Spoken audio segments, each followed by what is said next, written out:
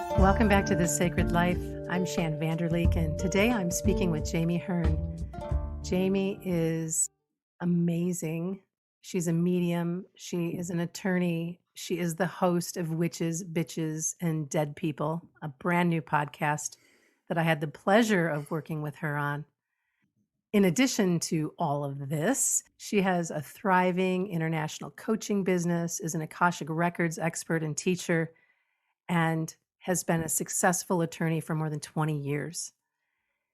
Welcome to This Sacred Life, Jami. Thank you for having me. I love spending time in your space and energy. Yeah, I feel the same about yours as well. I was really looking forward to this today.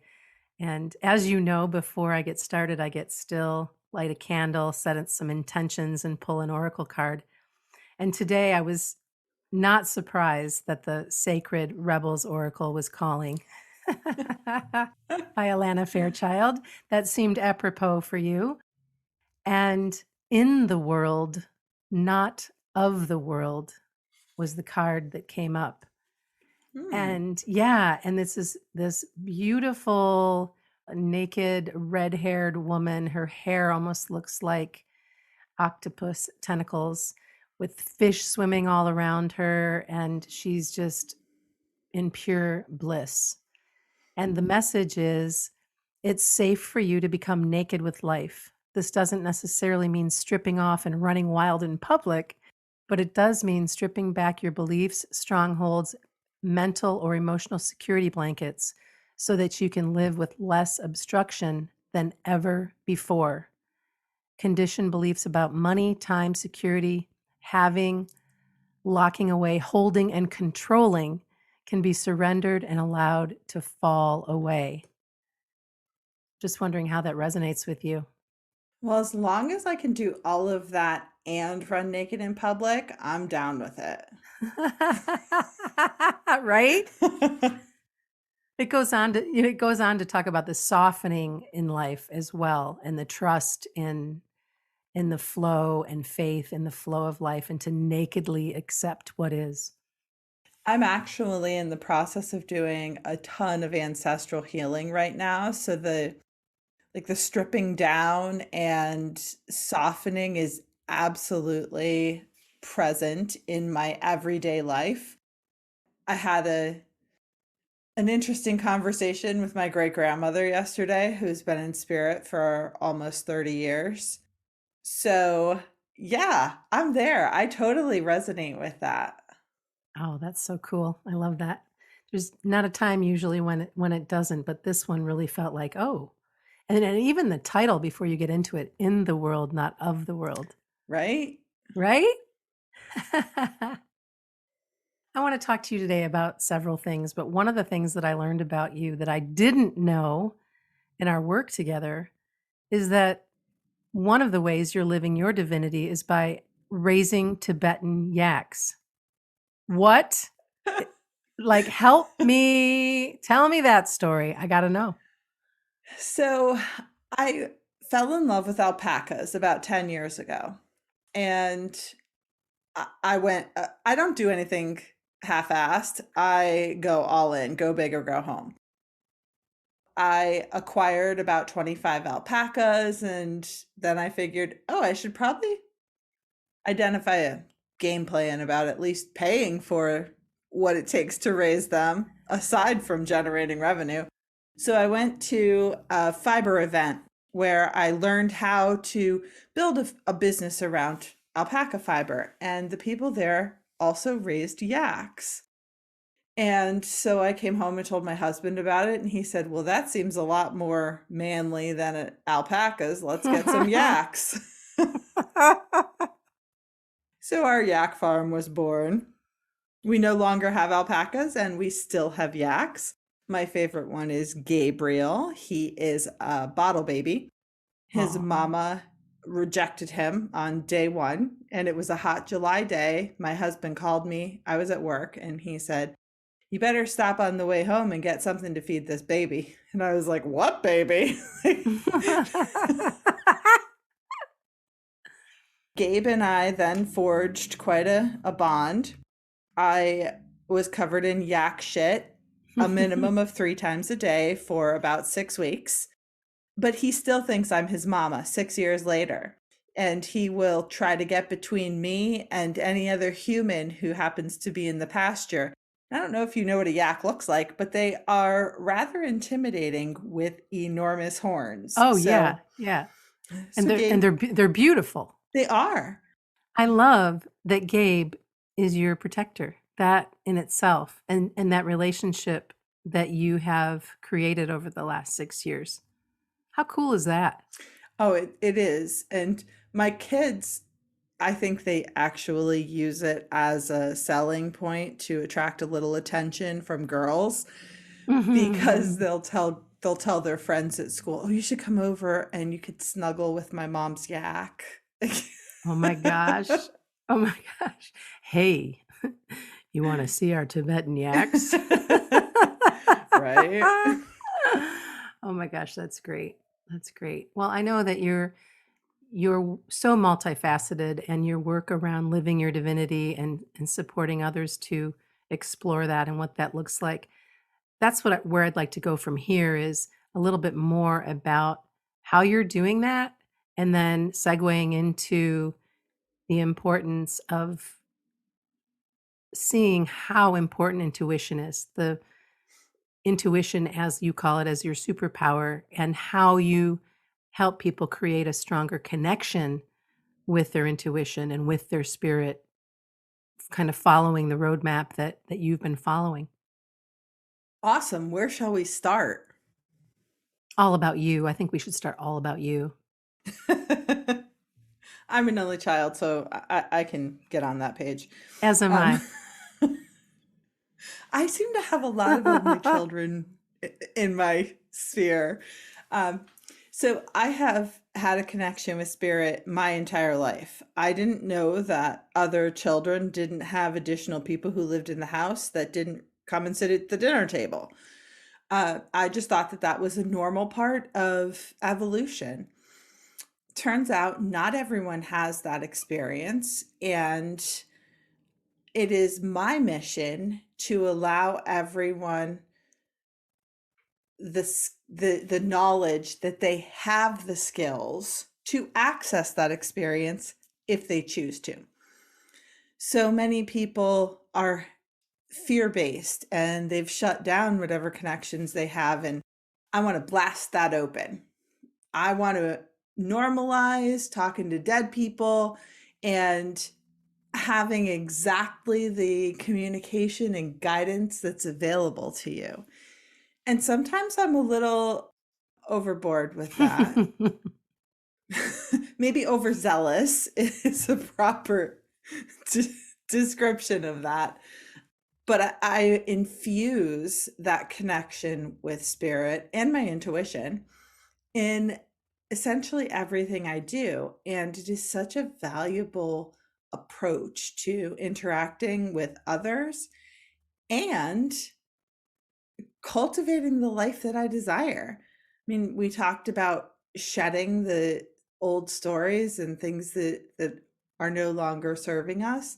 That is exactly what my intuition is allowing me to do in this incarnation. So I want everybody to have that skill and access to that opportunity because they have it as a birthright, but their human brain tells them that they can't or don't. What's it like when you say that you were talking with your grandmother who's passed many years ago? Mhm. When you say talk, how is this communication? How is it coming through for you? Because I know it's different for different people, but that's something I've always been curious about is how you're talking with them. So I'll give you a little background on her. She lived on our family farm. It was her husband's father who bought the farm. So it was, 1800s. And she raised all of her children in that farmhouse, and one of her sons still lives there. He has become ill over the last year or so and has required us to be involved in taking care of him. So one morning, I was there and I said to my son that uses the yak, he also uses his spiritual connection as a party trick too, but that's another story. I said to him, "Did you hear anything weird over at the farmhouse today?" And he said, "What day don't I?" I said, "Well, I kept hearing someone walk up and down the stairs." And he goes, "Well, you should try sitting in the kitchen, which is at the base of the stairs, and listen to that with nobody on the stairs." So she, it was when my uncle had first gotten sick. So she was clearly concerned about tending him and was very present. But she wasn't interested in communicating with us. We just knew she was there. So yesterday I was at the same farmhouse, and when I went into the kitchen, one of the cabinet doors flew open. Whoa. There was no breeze, or like I had closed all the doors. It wasn't like a window was open. There wasn't a logical physical explanation. And it didn't just like gently open. It flew open, hit the cabinet, and I said, "Okay, Graham, clearly you have something that you need to tell me." I said that out loud. Okay. And all of a sudden, the entire left side of my body was covered in shivers. I then asked her, "What do you want me to know?" And it's really her lineage.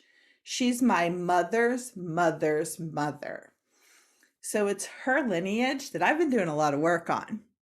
So naturally, the energy is stirred up around her.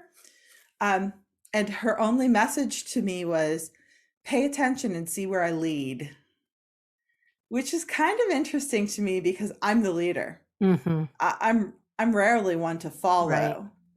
So getting that message from spirit was pretty powerful and made me take a step back and say, "Oh, okay, let me see what messages and guidance are coming through, because clearly it's something that I need to pay attention to." So then it's physical sounds as well as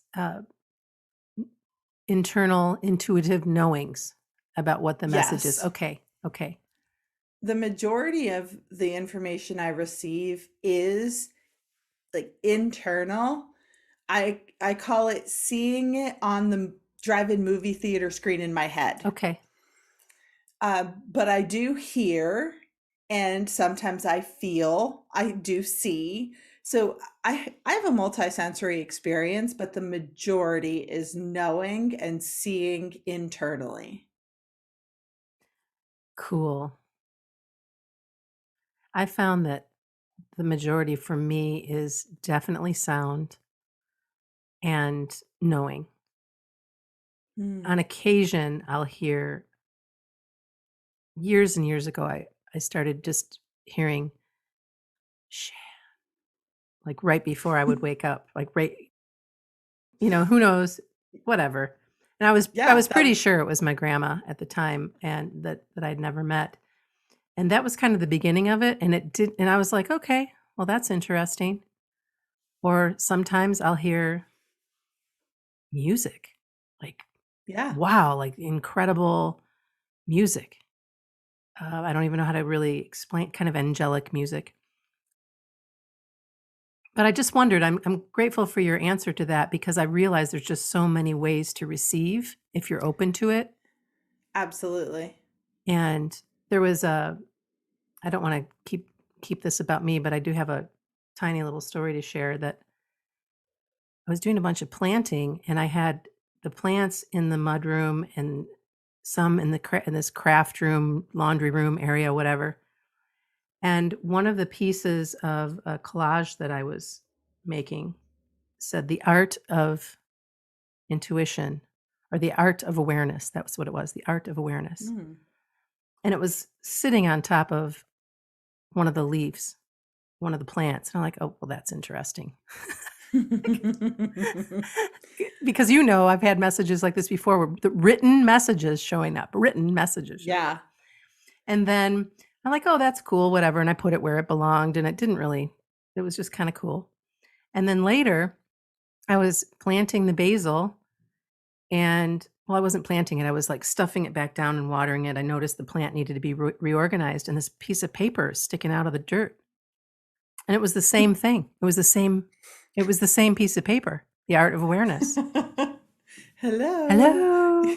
And I thought, okay, well, this has really been interesting. This has been an interesting 6 months with more and more and more coming forward. So I really appreciate you sharing that and helping people receive and become more comfortable and just allow for what can be if we get out of our own way.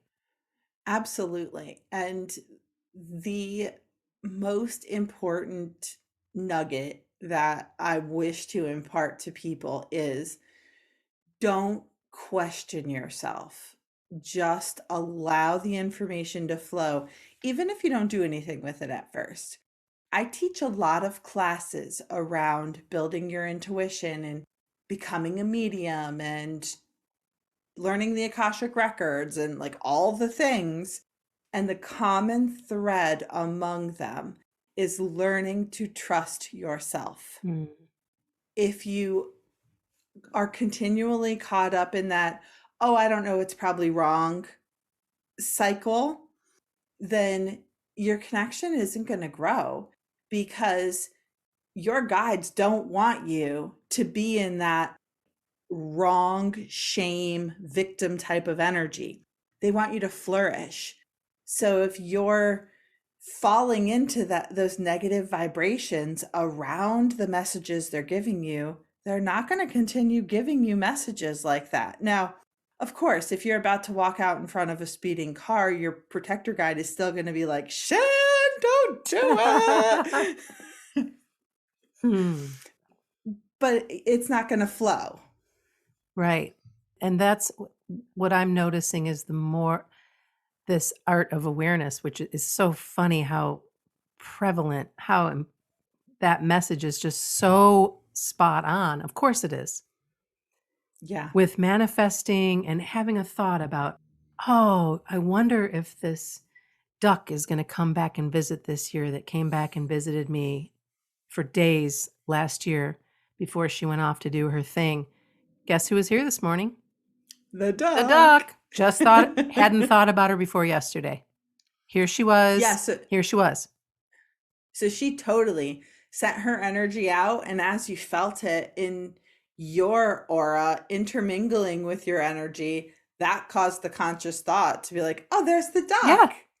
Wonder when she's coming back. Yeah, there's the duck. And she brought her bow along. And I know it was her. Without question. Of course. I know it was her without question. And then another story, there's this book that I have that I absolutely love. It's called Victory Over Japan by Ellen Gilchrist. It's a book that I read when I was like 21 years old. A friend got me into this author. I've read everything she's ever written. I was looking at my library because that's the only, well, it's not the only collection, but it's a collection of her books. And I thought, maybe it's time for these to move on. But one book is missing. Where is Victory Over Japan? I must have lent it to somebody. Boy, I'd like to read that again. Blah, blah, blah. So I walked down the street. Again, this is yesterday or the day before. And we have one of those little we have a family that has one of those little library stands out in front of their house. Okay. Yeah. So I open it up. Victory Over Japan is sitting there. Not only is Victory Over Japan sitting there, I open it up and my name is in the front cover. For real. That is synchronicity. So I'm just sitting here right now with my eyes like wide open and my jaw hitting the floor. So these are the kinds of things that have been happening for me. The more I allow them, the more I'm aware, the more I'm putting out those things, which is different than talking with dead people. But it is also, I would think, a pathway to do more of that, to be open to more connection and more spirit by noticing that and by celebrating it. Absolutely, because connection doesn't have to be with dead people. Connection is truly with yourself. And the vibration that your higher self is flowing in dictates your experience in your body at the moment. So that connection is honestly way more important than talking to your dead grandmother or to, some stranger that has a message for somebody. Your paramount relationship is truly with yourself. Yeah. So cool. And what about people that you work with that want to get it right? I want to talk to my dad, or I want to reach out to my husband, or I want to be able to build this relationship, but I want to get it right. There is no right, there's only action.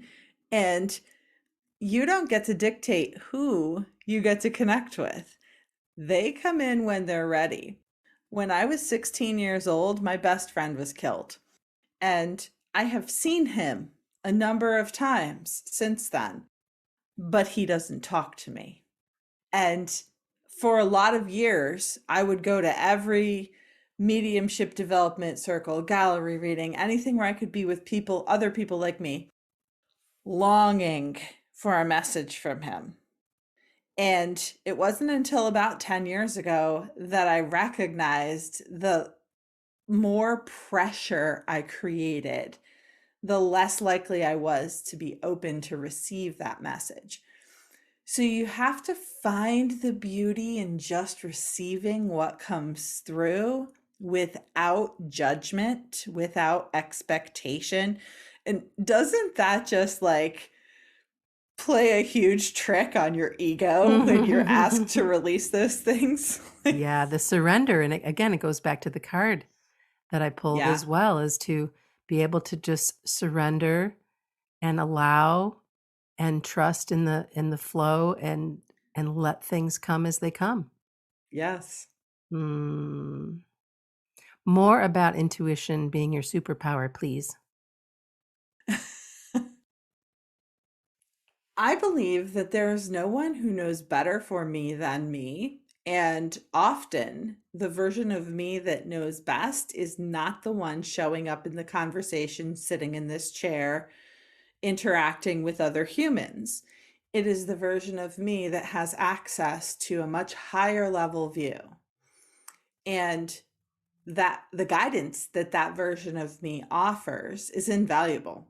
There is no way that I, sitting in this body, could access the wisdom and vision that my higher self does. So, cultivating the connection with my inner voice, with my intuition, and my flow of source wisdom, that's really the skill that has allowed me to transform my own life from one of masculine push and taskmaster to a more experiential, joy filled existence where I'm not in the push, but I flow with things. Now, that's not to say that that happens every day or all day, but it's absolutely a more prevalent setting to find me in than it was 25 years ago. Yeah, of course. The softening and the allowing to be the amazing coach that you are, as well as a teacher, as well as a successful attorney. That balance between the feminine and masculine and just all that you choose is pretty awesome. And the piece of me that practices law sometimes has a hard time reconciling all of those ingredients because the practice of law is very structured, linear, really driven, aggressive, and that's not who I am. Yeah. That may be who I was in a prior version. I mean, I had two people today calling the police over a boundary line that one had spray painted and the other was pissed off. And I was like, can't we just get a survey and don't ever call me again? Like, Right, right. Get over That's my answer. it. Yeah. Yeah. Well, it's a balancing act and you do it beautifully. Thank you. It's an everyday work in process. It's a piece of art. Right.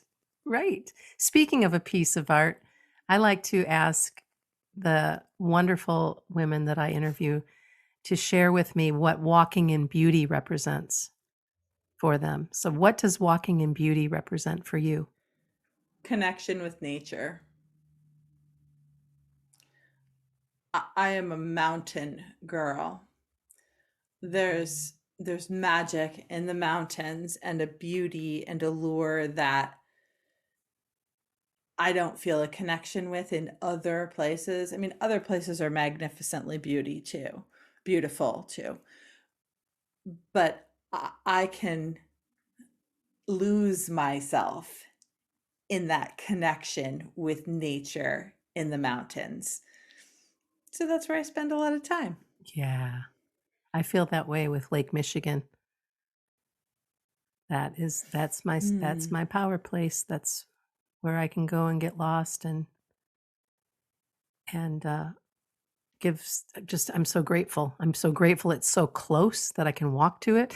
I'm so grateful that I can get lost in it and be with that big water because it's so grounding and supportive and I get the mountain connection too, although I haven't grown up in the mountains. Anytime I visit, there's just something so powerful, potent, majestic.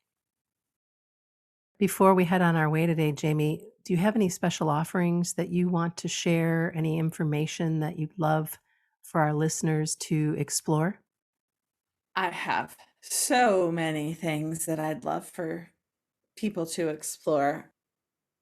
I am offering the opportunity to really dig into the process of cultivating your own intuition and building that as your superpower, because that's going to give you the insight to branch off into the direction that serves your soul most accurately on your spiritual journey. And that's where we all begin, getting to know ourselves. And do we get started there by claiming your free mindfulness gift set, or is there a website that you want to share that we can send people to? You can go to my website, jamihearn.com, and it's JamiHearn, and grab your intuition superpower free gift right there. Cool. Is there anything else that you'd like to share with us? Anything coming through that needs to be shared before we go on our way? There is a really strong energy right now that is kind of unsettling, and it's about your inner goddess percolating and coming forth without apology. So I'd like to leave that concept with your audience, that your inner goddess is ready to shine. Don't apologize for her. Bask in her glory. Aho. That works for me. Jami, thank you so much for making time to speak with me today. And I'm incredibly grateful for you for the work that you're doing and for your new podcast and all the ways that you show up to help so many step into this magical world of their own highest self-expression. Thank you for having me and sharing this beautiful platform with so many people on this journey. That was Jami Hearn. Listen to Witches, Bitches, and Dead People at jamihearn.com and wherever podcasts are playing. And be sure to register for Jami's free Access Your Intuition Through Mindfulness gift set. And you can find that at jamihearn.com.